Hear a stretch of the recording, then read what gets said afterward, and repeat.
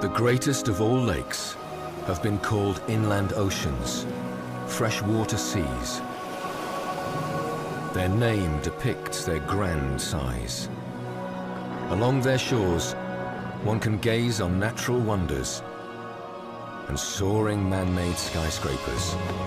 34 million people who live near the water's edge call this home. But no one has ever looked down into the depths of the lakes like we will. Only now can we reveal their hidden secrets. We begin our exploration on Lake Superior, the grandest of the lakes, the largest, deepest, and most mysterious.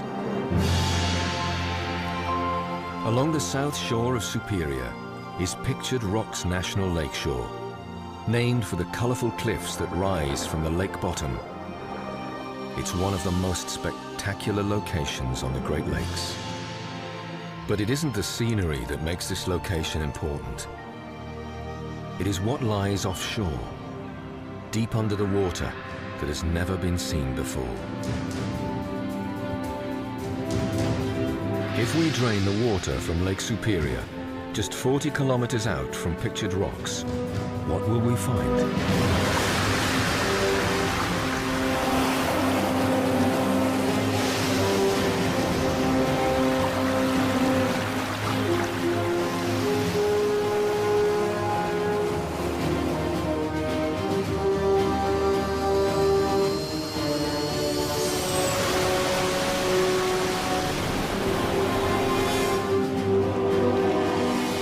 We can reveal for the first time the hidden landscape of the deepest part of the Great Lakes Basin. Nearly 400 meters down, the height of the Empire State Building, no one has ever been here. No light penetrates to this depth. It is truly an alien landscape. Most people have this idea that a lake is just a simple bathtub, essentially, and I like to think of it that it's basically a record of, it records not only what's happening now, but what's happened in the past. You know, it's essentially a fingerprint. A record of the past, read by Nigel Watrous, who has studied this area extensively. Those valleys are pretty big.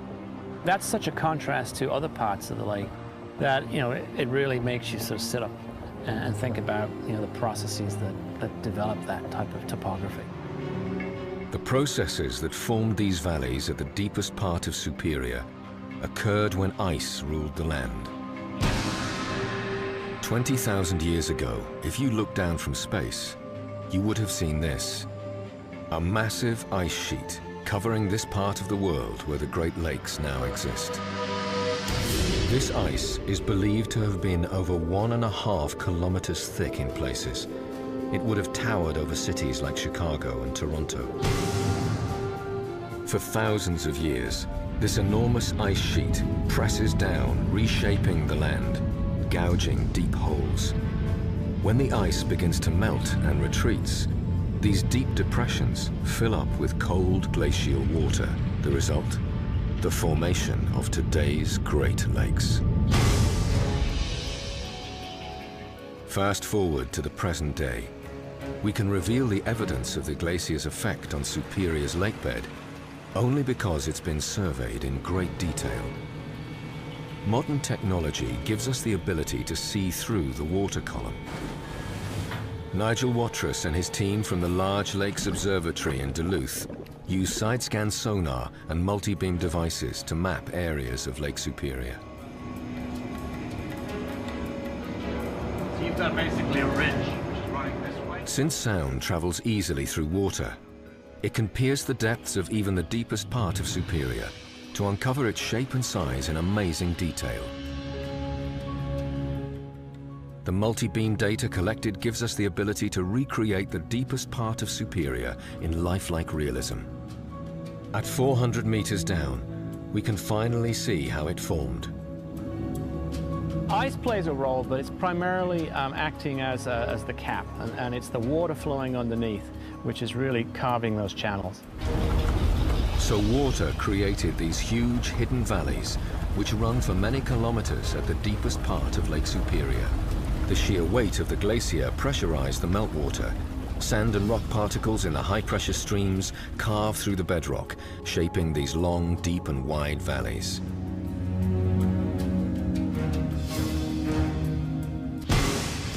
But is a window to the past.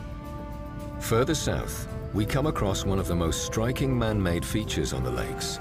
A huge suspension bridge spans the Straits of Mackinac between Lake Huron and Lake Michigan. At over 8 kilometers, it is the longest bridge in the Western Hemisphere. Once a year on Labor Day, the public are allowed to walk over the mighty bridge to marvel at this engineering achievement. The bridge spans are high and wide enough to offer safe passage to large cargo ships. Thousands of people take the opportunity to cross it on foot, but few, if any, are aware of what lies below the surface.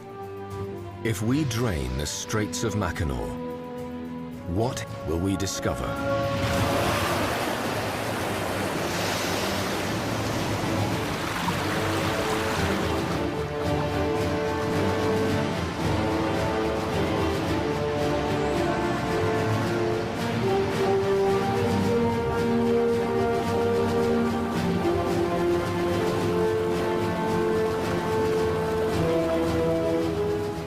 What the people can't see, and the challenge for the bridge builders many years ago, is a deep channel that snakes through the Straits of Mackinac.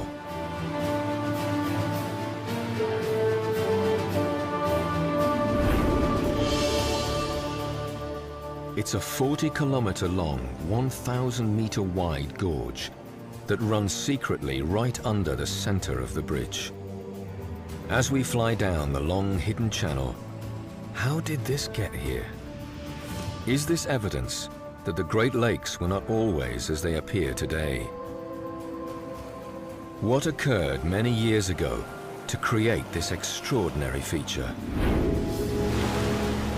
The answer could lie with expeditions further to the south on Lake Huron. Expeditions that will find incredible evidence of submerged waterfalls as large as the present-day Niagara Falls, and with them, more revelations of the Great Lakes past. When we drain the waters from the Straits of Mackinac between Lake Huron and Lake Michigan, we uncover evidence of a hidden gorge under the massive bridge. How and when it was formed is a mystery that we may solve when we venture further south, to the center point of the Great Lakes Basin, on the tip of the Bruce Peninsula. Located here is the town of Tobermory, Ontario. This spectacular area holds many clues to the geological history of the Great Lakes.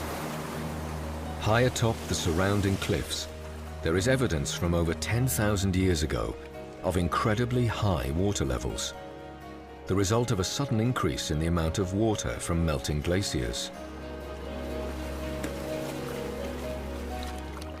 The scars of water erosion cutting into the rock face are evidence of this dynamic post-glacial period.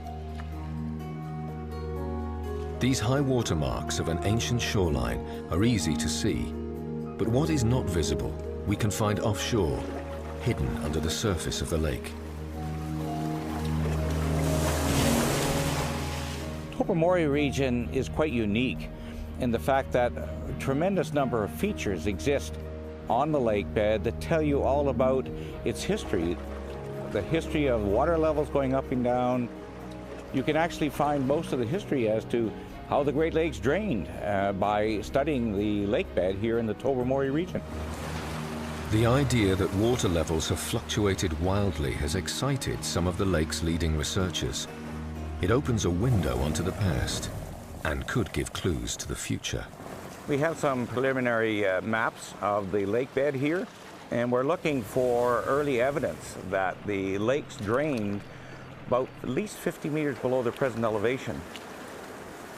Now, nobody ever thought Great Lakes water levels went that low, but we've learned that they did. Starting around 10,000 years ago, the climate was more arid, and lake levels dropped because of evaporation. and they eventually got very low, such that Georgian Bay was an isolated basin. But it's been nearly impossible finding the evidence of lower water levels, since all traces have been hidden under hundreds of meters of water for over 6 millennia. Now modern technology has opened up a virtual looking glass.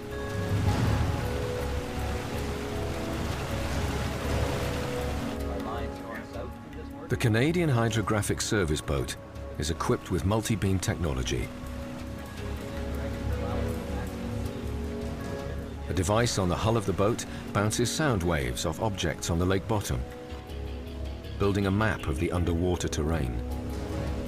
For the first time, we can actually see the lake bed in very high resolution. The lake bed gives up more clues to a markedly different past. The channel actually drops to a depth of about from 30 to 50 meters. The biggest thrills for a geologist is to be able to actually see something in the 3 dimensions. We can move around, we can actually look at all sides of the channel. I can see where the water actually flowed over the top of the escarpment. And then I can actually see the plunge pool at the bottom. Using this new data, what will it look like when we drain the water off the Bruce Peninsula? If you've been here 7,500 years ago, the water here would have been totally drained, the escarpment would have been exposed, and we had river flowing from the north to the south here. It actually turned to the east at this location here and then flowed to the east and over the escarpment to form the Dunks Point waterfall.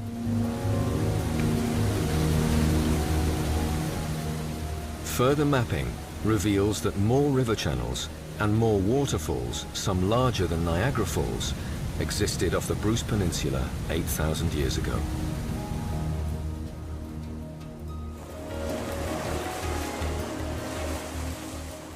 "7,000 to 8,000 years ago, you would have seen each lake as a separate basin, with few, if any, rivers running between them.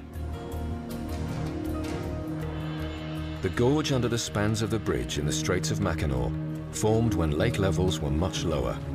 It was then a narrow river joining Huron and Michigan. The low water level existed long enough to cut and gouge the lake bed, leaving behind this evidence of an ancient river channel. The geology of the Great Lakes is so recent that these events could have occurred when humans lived in North America. Is there any evidence of early man's presence at the time of low water levels? The answer may lie 80 kilometers to the southwest of Tobermory, in the middle of Lake Huron. Another striking feature rises off the lake bed when we drain the second largest of the Great Lakes.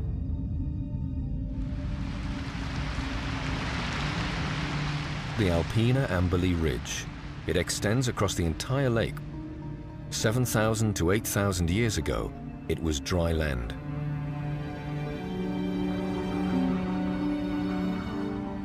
It's this massive limestone outcrop that resisted the ice sheets, and it exists on the bottom as a very striking column scarp of sheer rock that on the northeast side drops away hundreds of feet.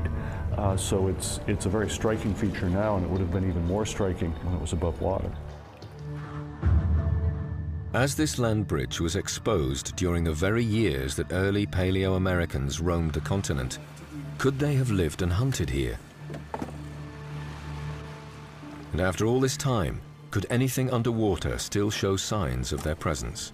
From a historical point of view, it's important not just because of the sites themselves, but because they present an opportunity that we'd never have on land, in the sense that the sites are pretty much left just the way the hunters left them. It's like a Pompeii underwater, really.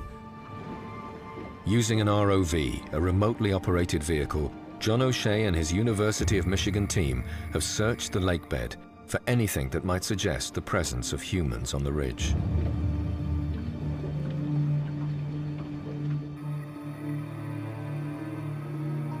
What we found to date are a series of stone constructions that are very similar to stone constructions that are made by modern caribou hunters in the Canadian Arctic. By taking John's research, we can build a picture of the top of the ridge, It's only when we drain the lake that we can see the line in all its entirety. Are these caribou lines, the hunting technique that relies on the animal's habit of following linear features in the landscape? Could these stone constructions be just such a device to help funnel caribou into killing zones? So far, John and his team have been limited to ROV research.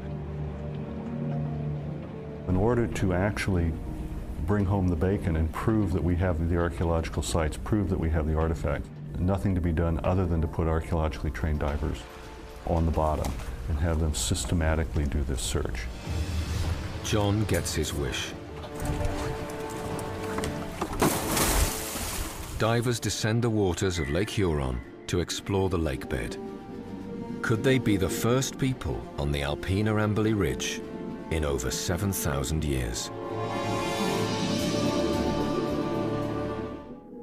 80 kilometers out in the middle of Lake Huron, divers descend for the first time on this part of the ridge. They may be the first humans here for over 7,000 years.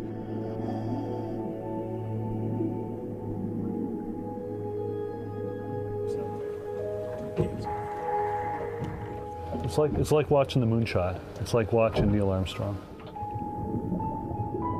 These images support John O'Shea's initial belief that prehistoric hunters could have laid lines of rocks to corral caribou. This starts the main blind off on that direction. So we're really kind of looking at this thing almost from the direction the caribou would have been looking.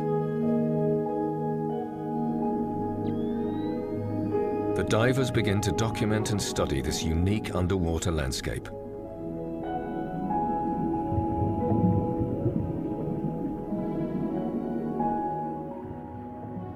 Literally any handful that you lift up could in fact have material on it. So every one of these is sort of pregnant with the potential. And you just kind of watch it from here on the video and sort of say, okay, I want to see that.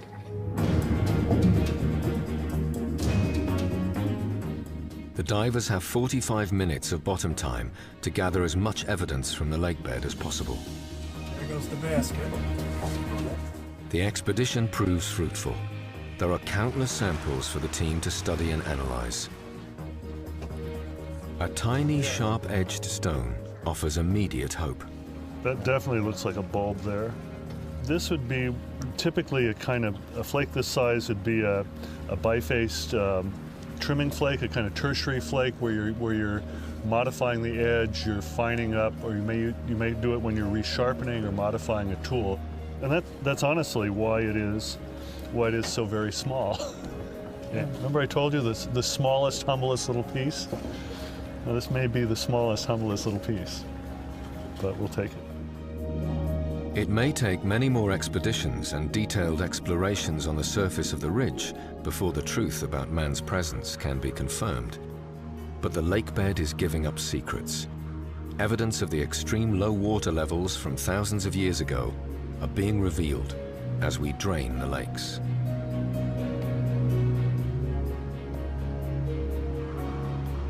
Further south, water flows from Huron to the shallowest of the Great Lakes, Lake Erie. On the North Shore, we look down upon a geological wonder. A land formation that extends over 40 kilometers into the middle of the lake. It's made entirely of sand, a byproduct of glacial ice grinding away at the bedrock. This feature is fittingly named Long Point. In terms of the Great Lakes system, Long Point is almost unique. It's not unique in the processes that formed it. It's unique in its size and the scale of what's going on. What's going on? Simply put, this colossal sand feature is being created in Lake Erie at a geologically high rate of speed. About 5,000 years ago, we probably would be standing in water because Long Point did not exist at that time. Long Point is built out into the deepest basin of Lake Erie to a depth of about 65 meters. So it's taken a tremendous amount of sand to build this thing up all the way to the surface. Troy Holcomb headed up the team that created the first detailed bathymetric map depicting water depth of Lake Erie when he worked with NOAA, the National Oceanic and Atmospheric Administration. This is the data we use to drain Lake Erie.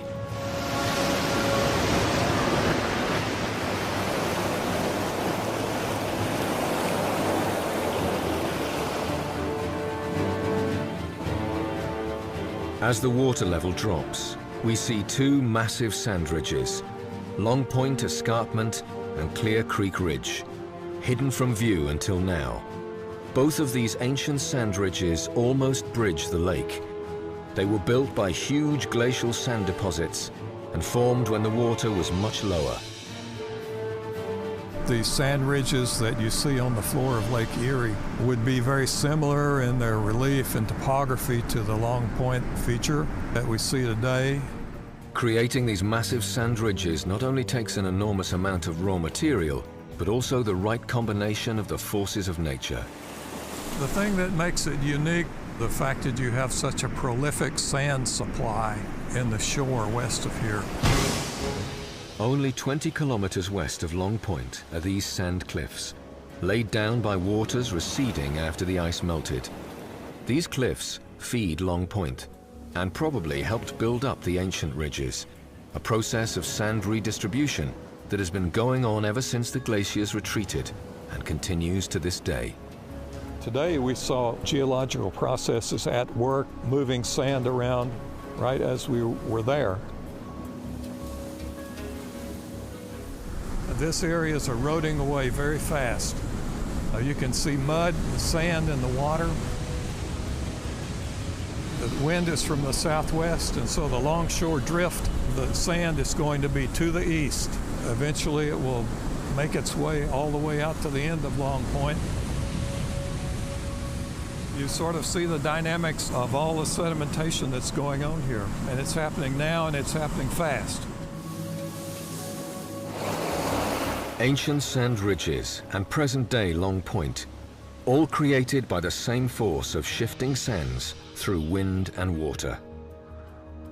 As we drain the Great Lakes, we notice how these lakes change and evolve as water levels fluctuate. The lake beds are truly ever-changing landscapes. Downstream from Lake Erie is one place where there would have been the most dramatic change of all. Probably the most spectacular landmark in the Great Lakes system.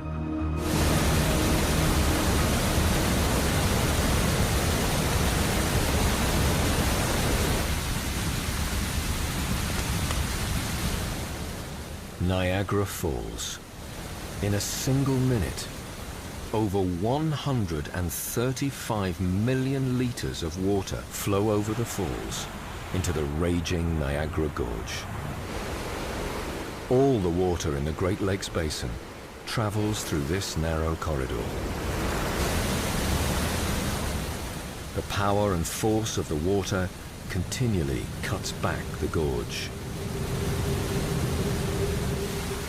Since the retreat of the glaciers, the falls have moved upstream from Lake Ontario, closer to Lake Erie by just over 11.5 kilometers.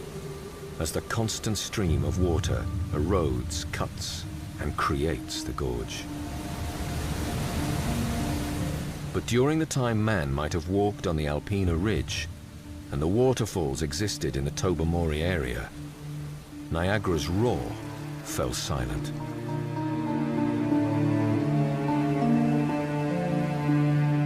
If we drain Niagara Falls as they were 5,000 to 10,000 years ago, this is what we would see. The raging Niagara River becomes a trickle, and for a period of several thousand years, the falls dry up. With all the upper lakes being separate basins, little water flows between Erie and Ontario. Mighty Niagara was not so mighty.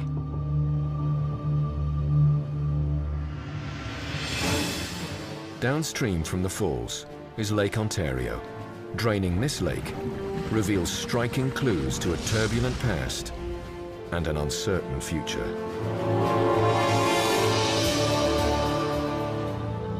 "5,000 years ago, the water starts to rise throughout the Great Lakes.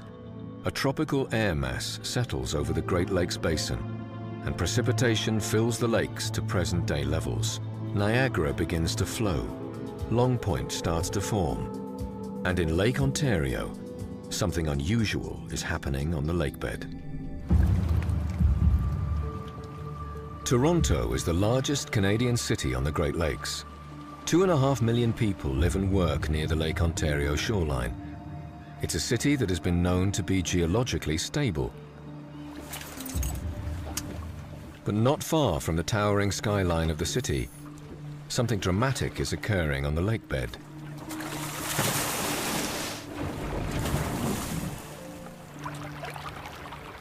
The discovery of long ridges laden with cracks crisscrossing the lake bottom.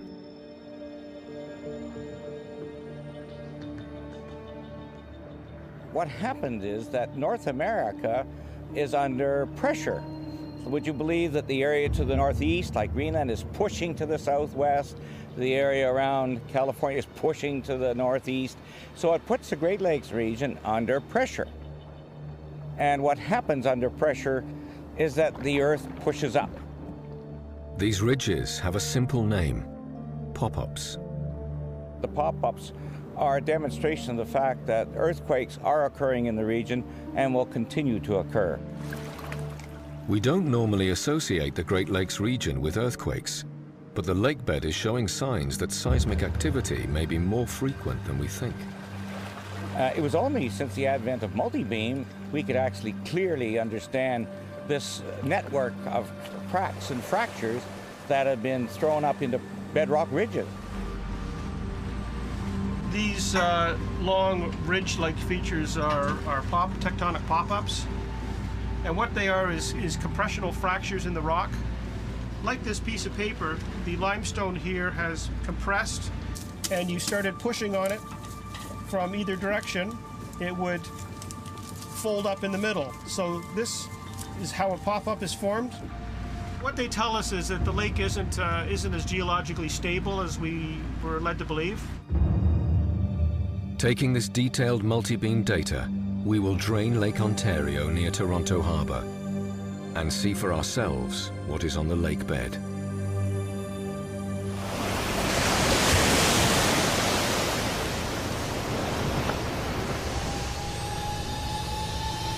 The number of interconnected pop-ups is staggering.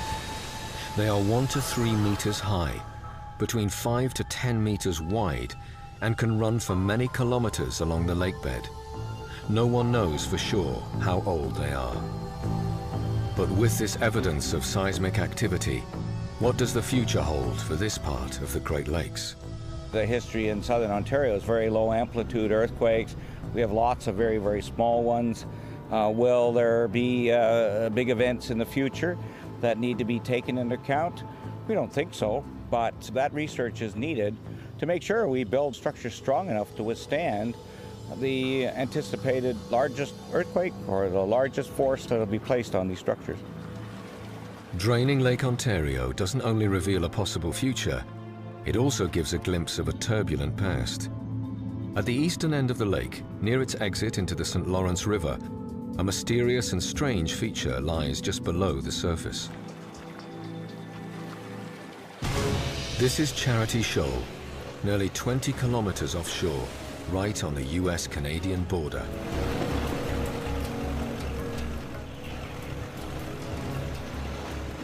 Recent depth surveys reveal a circular anomaly, but its origins are a mystery. Today, Charity Shoal will be multi-beamed in detail for the very first time.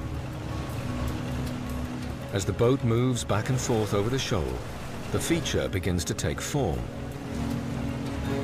A crater-like image is revealed. But what is a crater doing in the Great Lakes? Troy Holcomb from Texas University A&M has been interested in this feature for years. Now he wants to solve the mystery of Charity Shoal. From what we've seen, Charity Shoal is a very old feature that has been re-excavated by glacial erosion.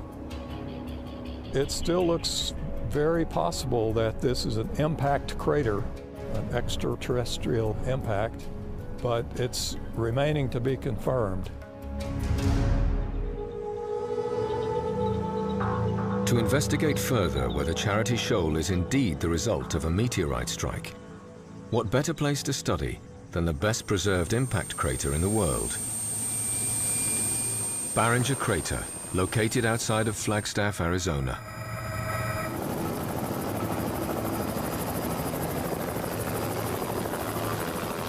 I don't think there's any place in the world where you could go and get a better comparison for what we're seeing at Charity Shoal.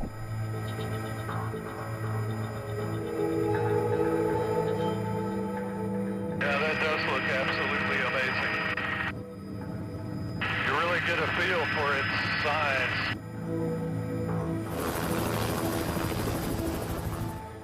Barringer Crater seems to be frozen in time, looking like it did 50,000 years ago when a meteor traveling at over 40,000 kilometers per hour slammed into the Earth. Did Charity Shoal ever look like this? On Charity Shoal, we're seeing ridges that look like the exposed edges of bedrock at the top of the rim, just like you have here, only eroded in the case of Charity Shoal. Both craters are nearly round and have a continuous rim. They're both about 1.2 kilometers in rim-to-rim diameter. And this is an important feature because it means that both craters, if Charity Shoal is indeed an impact crater, it means that both craters would have experienced about the same projectile coming in and the same size of explosion. Like Barringer Crater, a meteorite 50 meters in diameter could have plunged into the primeval Ontario countryside. A 10 to 20 megaton explosion could have created Charity Shoal. When we drain Charity Shoal, we see the similarities, but it has gone through at least 4 glaciations and has been underwater for thousands of years. It's a shadow of its former self. But just maybe, millions of years ago, if you stood on the rim of Charity Shoal, it would have looked like this.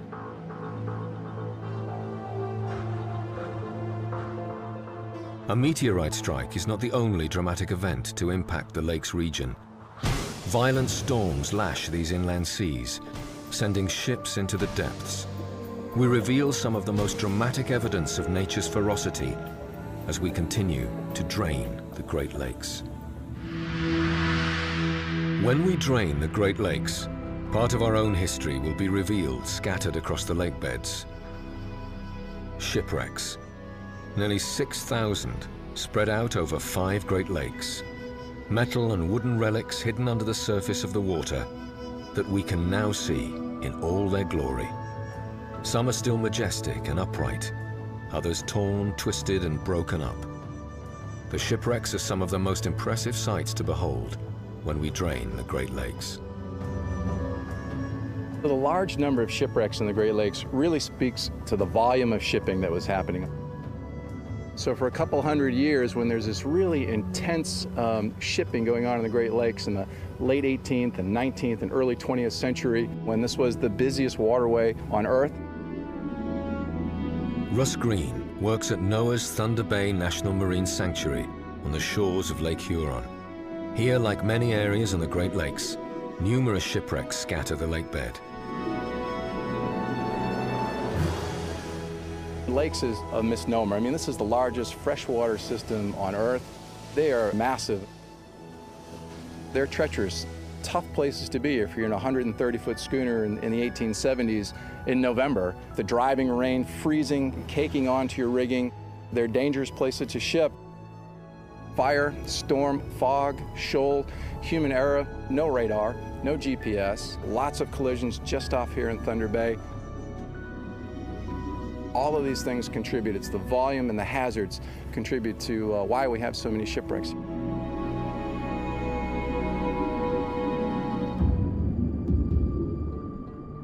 When we look down onto the shipwrecks, another story emerges. The most recent and maybe most shocking of all. Alien species not native to the lake system, mussels, have infiltrated all the lakes, even parts of Lake Superior. In the 1980s, they arrived by ocean-going vessels, unknowingly transporting them in their ballast tanks. And within a 20-year span, they are reproducing at extreme rates and changing the complete biophysical makeup of the Great Lakes.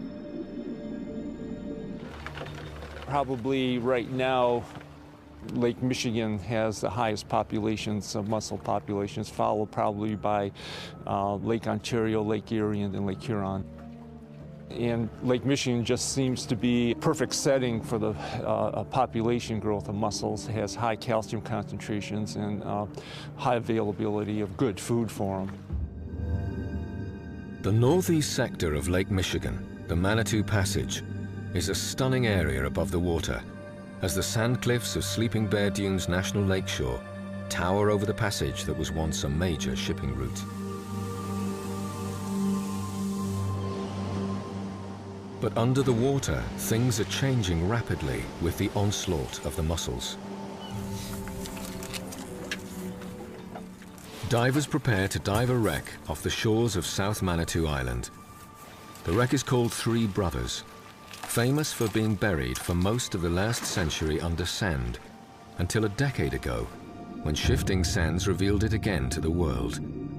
Unfortunately, the ship is now a shocking example of the true effect of the mussels.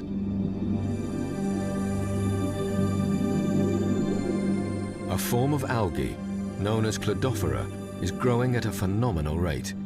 As the mussels clarify the water, sunlight penetrates deeper into the lake, resulting in explosive algal growth. This Cladophora is dying and collecting in a thick, decaying mass near the wreck. The dead algae releases toxins fatal to fish and birds. Here in the Manitou Passage, an environmental meltdown is underway. As we drain the Manitou Passage, how many more areas are like this on Lake Michigan and the rest of the Great Lakes? And is this the first stage of the end of the Great Lakes as we know them? I don't think I would ever doom our lakes. We've been here for several thousand years, and there's many thousand years to come. Our ecosystem is undergoing a severe challenge. The changes that have occurred in the last 20, 30 years are dramatic. The lakes are strong enough. It's just, what is the new ecosystem, and how will that new ecosystem evolve, and how will we interact with it? There are many legendary Great Lakes stories, but none so captivating as the most iconic of them all, the sinking of the Edmund Fitzgerald.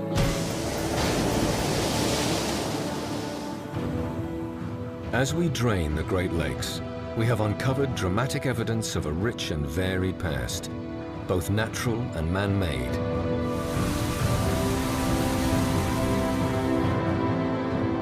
And geological wonders hidden from view. These inland seas were the highway into the continent, the trail of wreckage proving the lakes were always in control. Nowhere more so than the largest of them all, Lake Superior. With the deepest water and the mightiest storms, it is a test for the most modern of ships. On the south shore, Whitefish Point is known as the graveyard of shipwrecks. One particular wreck, 27 kilometers offshore, has taken on legendary status. No doubt the iconic shipwreck of all the 6,000 that have gone down in the Great Lakes is the 1975 loss of the Edmund Fitzgerald. The Edmund Fitzgerald, the largest ship to have sunk on the Great Lakes. When we drain the water out of Lake Superior, we can see this mighty ship as never before. It was probably the worst storm in 3 decades that claimed the Edmund Fitzgerald.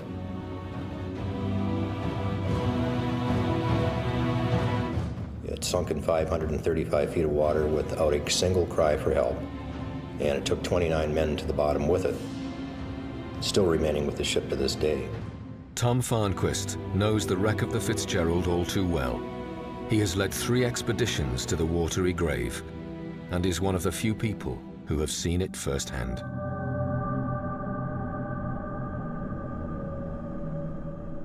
Our exploration of the Edmund Fitzgerald revealed a ship badly damaged. It was ripped in half. The forward section, which is about 200 plus feet long, is sitting almost on an even keel. The stern twisted off and fell upside down. Based on side-scan sonar data, these images show how the Edmund Fitzgerald sits on the lake bed 163 meters down. The images speak to the intensity of the storm and how quickly she sank. If you were to drain Lake Superior, you would see the damage to the bottom caused by the impact of the ship. The rest of the lake bottom looks like a moonscape, quite smooth, little potholes here and there, but you get near the Edmund Fitzgerald, it almost looked like a snowplow had gone along and pushed the clay up on either side of the Fitzgerald. It literally plowed its way into the bottom. Maritime experts, naval architects, suggest that the Fitzgerald hit the bottom at about 35 miles an hour. 27 feet down below the clay, it hit bedrock and started coming apart. This mountain of steel is in pretty good condition in some respects. The paint is there, it's very visible, you can read the name on it. So this moment in time is still well preserved by the cold, deep waters of Lake Superior. I've been on a lot of shipwrecks over a couple of decades, but nothing as grabbing or as moving as the Edmund Fitzgerald, knowing that 29 sailors in modern day went down in this shipwreck. It is still the most mysterious of all the shipwrecks on the Great Lakes.